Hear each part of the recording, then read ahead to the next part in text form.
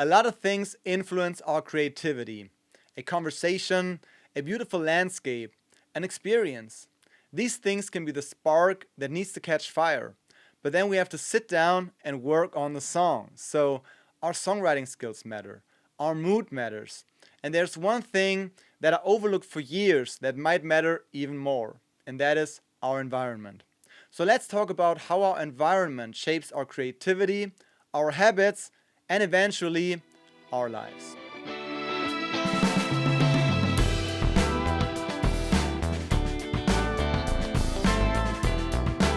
Hey everyone, Mark here. Welcome back to another episode of Mindset of a Musician. In today's episode, we're talking about our environment. So not only does it shape our creativity and our habits, it can also shape our personality over time. And I didn't really notice how my environment influenced me until I read Atomic Habit by James Clear. That book was an eye-opener. So in this video, I'll be showing you how I've designed my environment over the years to support my creativity and make bad habits unattractive. So let's dive in. Everyone has developed habits over the years. Some are good, some are bad, and some are simply necessary. For a long time, I couldn't see the connection between my environment and my habits.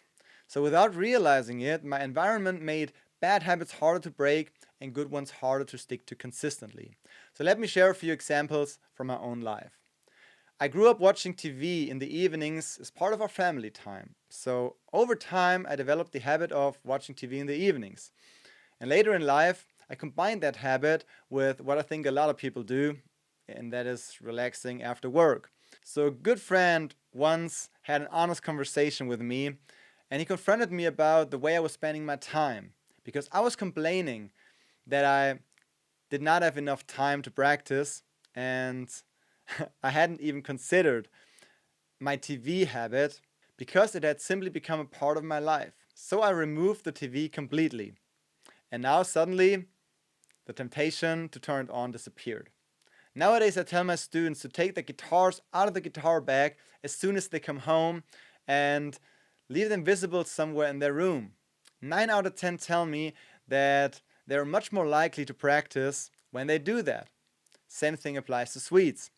I used to come home from work and treat myself with a few pieces of chocolate because I was just rewarding myself and didn't realize it. So even when my willpower was strong enough that day, it wasn't necessarily strong enough the next. So instead of relying on my willpower, we removed all of the sweets from our household, and the temptation disappeared. So we often think that successful people have stronger willpower. And sure, some of them have. But more importantly, they design their environment around their goals. That's why our environment matters so much. It can make good habits easier to maintain and bad habits easier to break. Or it can do the exact opposite and make it harder to reach our goals and create the things we want to create. So let's talk about how we can design an environment that supports our creativity. In order to be creative, I need a room that does 3 things. First, it inspires me. Second, it doesn't distract me from being creative. And third, it gives me the opportunity to immediately record something. So if my room looked like a mess with no microphones plugged in and no guitars within reach, I would first have to spend a lot of time to set everything up before I could create something. And that could be enough time to lose the idea I was working on. So if that room had no door and I could hear my wife talking, I could hear music playing in another room or any other noise, it would be much harder for me to focus on being creative. So if that sounds like your room and your situation and you're struggling to focus, struggling to be creative, then maybe you have to change your environment. My little home studio here is also the room that I record these YouTube videos in, and it's also my creative space. So I've designed this room around those 3 principles. I put up pictures of some of my favorite musicians and added rugs, a couch, a bookshelf, and fake plants to make the room feel inspiring and comfortable. I also installed an acoustic curtain to reduce noise coming from outside. All of my guitars are within reach and ready to play, which is incredibly inspiring to me.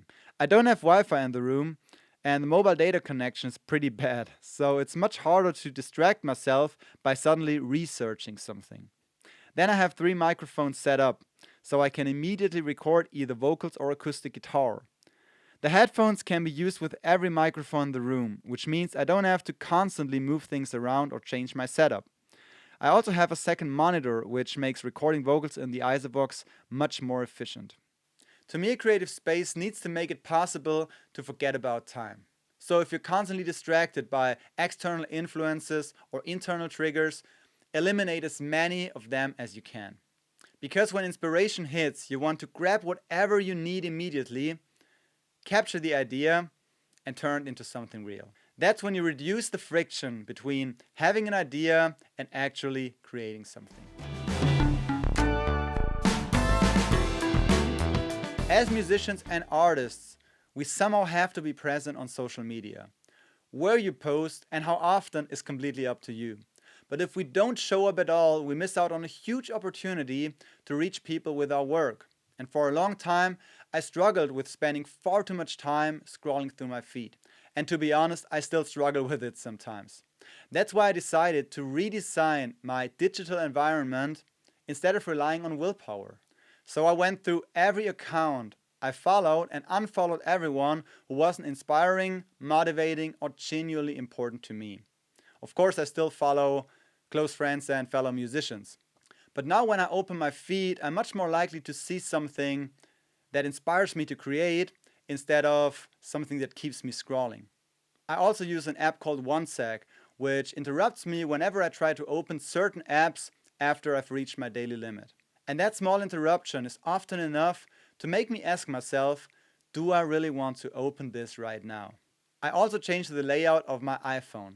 In Indistractable, Niriel describes 3 different categories of apps. Primary tools, which help you accomplish specific tasks. Aspirations, which support the person you want to become, like reading, listening to podcasts, or learning. And slot machines, apps that keep you pulling back in without any real attention. After reading that, I removed all the slot machine apps from my home screen. So now when I want to open Instagram, TikTok, or another distracting app, I need to search for it intentionally. And that tiny bit of friction has made a surprisingly big difference. Because once again, it wasn't my willpower that changed. It was my environment.